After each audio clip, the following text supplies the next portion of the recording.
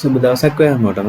අද මම කතා කරන්න යන්නේ අපේ e-commerce web application එකේ 36 වෙනි part එක පිළිබඳව. ඒකෙදි මම කතා කරන්න යන්නේ අපේ watch list එකේ තියෙන product එකක් කොහොමද අපි remove කරගන්නේ කියලා.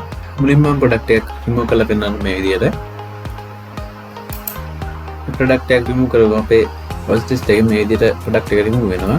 මේ විදිහම තව product එක remove කරන්න.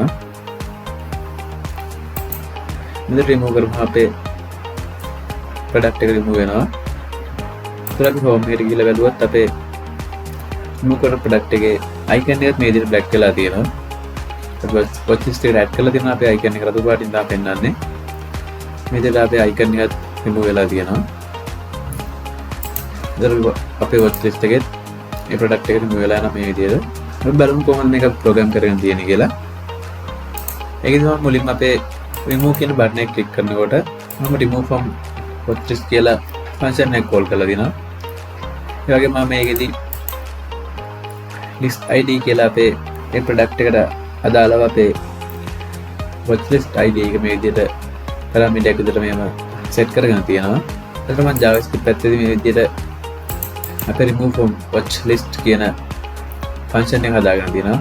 ඒ වගේම parameter එකක් විදිහට අපේ watch list id එක हम set කරගෙන තියෙනවා. ඒ වගේම ඊළඟට අපි අපේ server site එකට යවන XML HTTP request එක හදාගෙන තියෙනවා.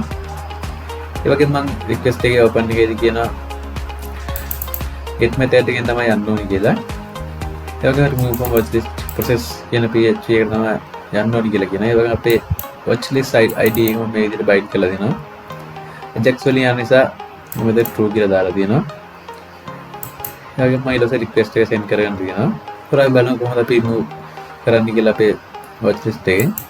මේ විදිහට මම මුලින්ම අපේ connection එක include කරගෙන තියෙනවා. ඊළඟට මම if එකක් දාලා බලලා දෙනවා අපේ ID එක මේ විදිහට එනවාද කියලා. අපි get method එකෙන් අපි $_get කියලා නම් අපි මේ පැත්තෙම ගන්න ඕනේ.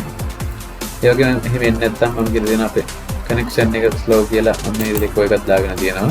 ඒ වගේම ID එක එනවා නම් අපි ඒ ID එක list id කියන variable එක set කරගෙන තියෙනවා. ඊළඟට මම අපේ database එකෙන් watch list table එකේ අපේ id එකට සමාන row එක select කරලා අරගෙන තියෙනවා. ඊළඟට අපේ එන rows ගාන 0 නම් මම ඒක එකක් දාගෙන something went wrong කියලා. ඒ වගේම අපේ product එක හරියට search කරාගෙන මම query set කරලා තියෙනවා product එක delete කරන්න කියලා.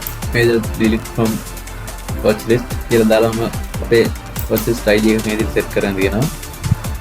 ඒ වගේම මේක එකක් දාගෙන මම delete කියලා. එතන මම JavaScript පැත්තෙන් අපේ response එක delete කරන මම අපේ page එක reload කරගෙන තියෙනවා. ඒ වගේම mails එකට આવොත් මම කියලා අපේ response එක alert කරන්න කියලා.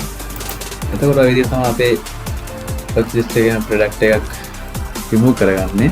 ඒ වගේම අපේ database එකේ දැන් එක row එකයි තියෙන්නේ. हम प्रोडक्ट එක remove කරමු අපේ database එකෙමුත් ඒ product එක මේ විදිහට remove වෙලා යනවා. මේ විදිහට තමයි අපේ watch list එකේ remove process එක අපි හදාගෙන තියෙන්නේ. අපි යන ඊළඟ වීඩියෝ එක හම්බෙමු. සුබ දවසක්.